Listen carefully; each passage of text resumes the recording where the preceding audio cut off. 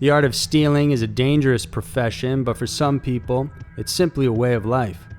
There are petty thieves who take small items, but others, like the ones on this list, prefer to go big in very unconventional ways. These are the 5 most daring and intelligent heists ever committed. 5. Isabella Stewart Gardner Museum Heist. The Isabella Stewart Gardner Museum first opened in Boston, Massachusetts in 1898. Gardner was a socialite and prolific art collector. Her vast collection of precious paintings, art pieces, and artifacts are all left on permanent display inside her museum for the public to see. On the night of March 18, 1990, 2 police officers knocked on the doors of the museum, and they told the security guard on duty that they were responding to a disturbance call. The guard knew he wasn't supposed to let anyone in, but was unsure whether that rule applied to police officers, so he let them enter. Once inside, the 2 guards on duty were promptly tied up and brought down to the museum basement, where they were handcuffed and duct taped to the pipes, while the thieves helped themselves to the artwork. With the museum only equipped with a motion sensor, investigators were later able to retrace the steps the thieves had taken. They first went upstairs to the Dutch room and proceeded to approach Rembrandt's self-portrait. When the alarm sounded, they promptly smashed it. They then began pulling certain paintings from the wall and cut them from their heavy frames. Among the precious artworks stolen, including paintings by Rembrandt, including The Storm of the Sea of Galilee, which is said to be the only Rembrandt seascape in existence.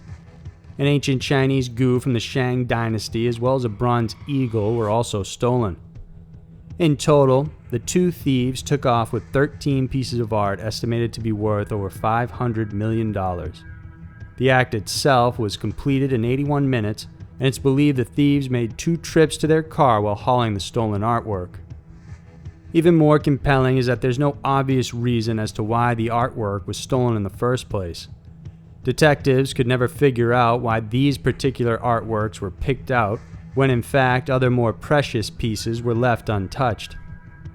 To this day, no arrests have been made in relation to this theft. The FBI said they knew the identities of the thieves themselves and believe it may have something to do with the mob and even the IRA. Several leads proclaiming the artworks to be in Ireland were also pursued, but so far, no one has been named directly.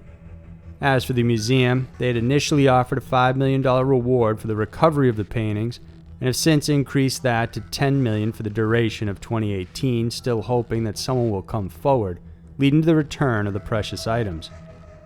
Today, the empty frames and displays that once housed the art still remain in place inside the museum.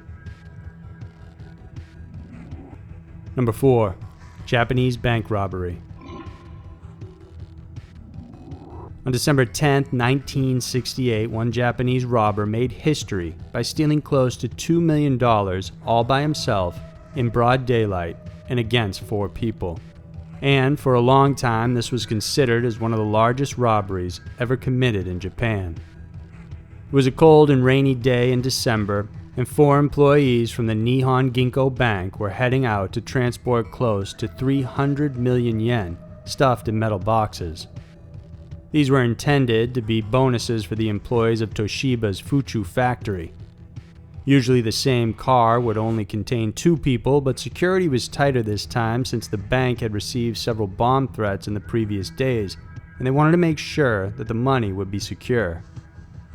As the car drove away from the bank and got close to the Tokyo Fuchu prison, it was stopped by a young police officer on a motorcycle. He approached the vehicle, explaining to the employees that their bank manager's home had been blown up and that their vehicle was the next target, so he needed to check it for dynamite. As the 4 employees got out, the cop checked underneath the car. Suddenly, there was smoke and flames coming out from underneath, and the officer rushed out, yelling for them to take cover because the car was about to explode. In a panic, the 4 employees ducked down into the nearby prison walls. But the smoke and flames, as it turned out, came from a signal flare that the young cop had ignited. As the employees hid, the thief then took the bank's vehicle with the money and simply drove off. At some point, he abandoned the truck and transferred the money to several stolen vehicles in an effort to conceal his getaway. The employees were confused to find out that they had been tricked by the young man. They also later discovered the bank's manager's home wasn't bombed and the story had all been a hoax. During the investigation, there were 120 pieces of evidence left behind by the criminal, but none of these led to an arrest, as most were ordinary items left behind to purposely confuse police. There were, of course, suspects. One was a 19-year-old man who was the son of a police officer, but he had died of potassium cyanide just days after the robbery had taken place. The death was ruled a suicide, and no money was found at the time of his death. The following year, another young man was suspected because he matched the description of the thief. However, this man was cleared when he provided a solid alibi. Another possible suspect, who was a friend of the previous one, was arrested for a different charge. During the time of the robbery, he would have been 18 years old and for some reason had a huge sum of money. When asked how he had come by it, he did not provide any answers. After 7 years with no arrest, the statute of limitations against the crime had expired, and the criminal was free to tell the story without any legal repercussions. However, even until now, no one has come forward about the crime. Although other robberies have been committed with bigger loots, this $2 million robbery continues to live on in Japan's history as one of the most daring heists ever conducted. Number 3. Harry Winston Heist. An estimated $113 million worth of jewelry. That's the amount the Harry Winston jewelry store in Paris had lost in 2 separate robberies that occurred just a year apart. The first happened in October of 2007. 4 men disguised as decorators went inside the store at around 10 a.m. Once there, they threatened staff and then they tied them up. They then forced the manager to disengage the alarm and open the safe. In just half an hour, they had taken close to 360 items of jewelry, including 120 watches that had an estimated price of 32 million euros. A little over a year later, in December of 2008, the exact same store suffered another devastating and brazen robbery. 4 men, 3 of which wore women's wigs and women's clothing, burst into the store at around 5:30 p.m. on a Thursday, whizzing past the guards. Once inside, they pulled out handguns and began threatening and herding employees as well as customers into the corner. The men threatened them at gunpoint, and although no one fired a shot, some staff were said to have been assaulted. Meanwhile, the other robbers began collecting the loot, going through the store displays and nearly clearing out all of the items. They took rings, brooches, necklaces, and luxury watches. They also seemed to have had personal knowledge of the store since they knew where the secret storage boxes were located, or referring to every staff member by name. Just 20 minutes after they had first entered, they had nearly emptied the entire store, resulting in a haul worth an estimated 71 million euros.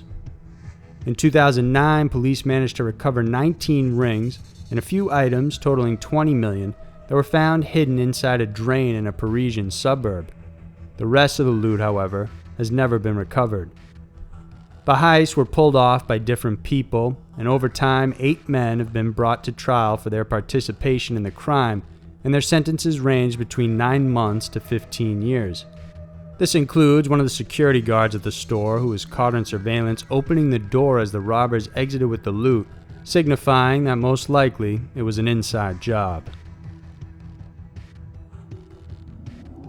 Number 2. The Vacuum Gang. Stealing doesn't have to involve complicated escape plans and elaborate setups. Some criminals keep it simple, yet practical. That's exactly what the group, dubbed as the Vacuum Gang, has decided to do.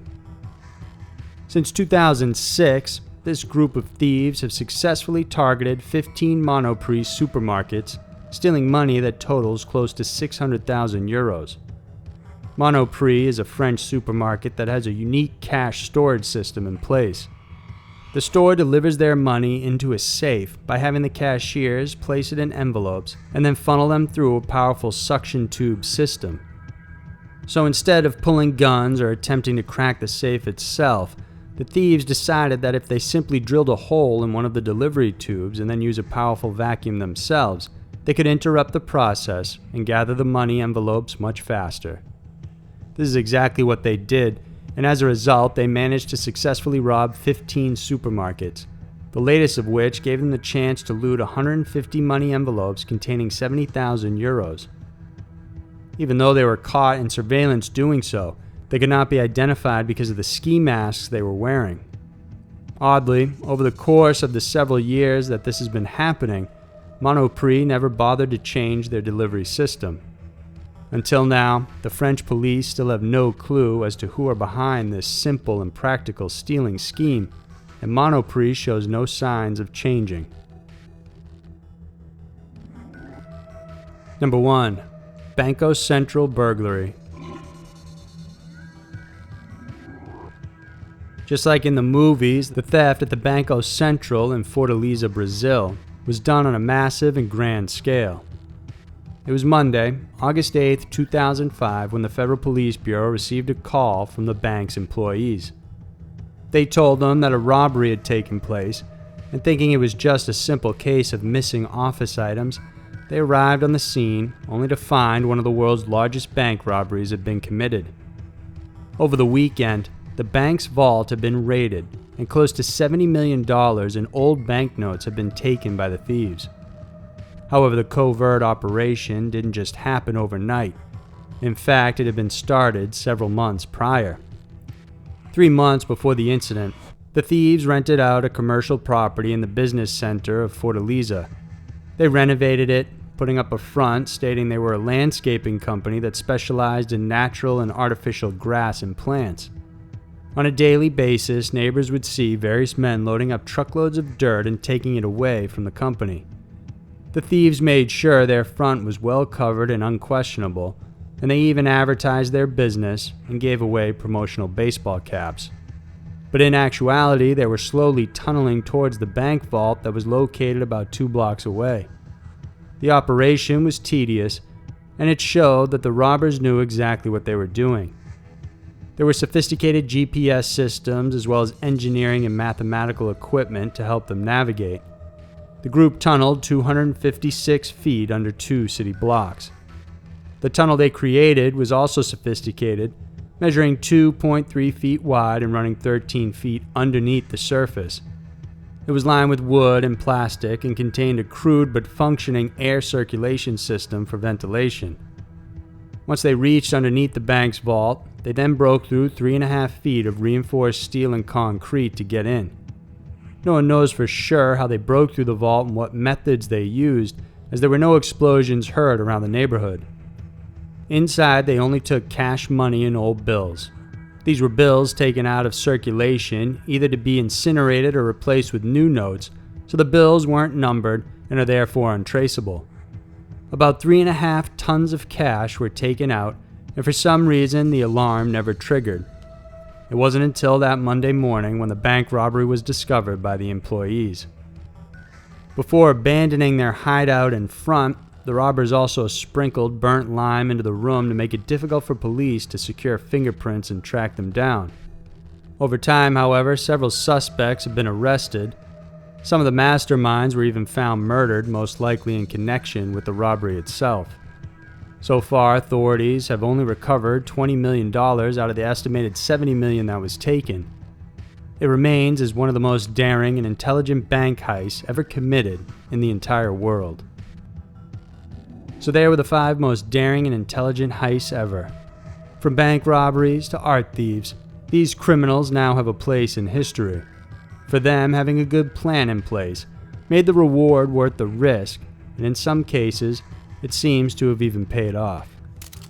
If you liked this video, then please remember to subscribe to our channel, because every week we'll have a new Scary Mysteries video for you to check out. Thanks again for tuning in. I'll see you next week.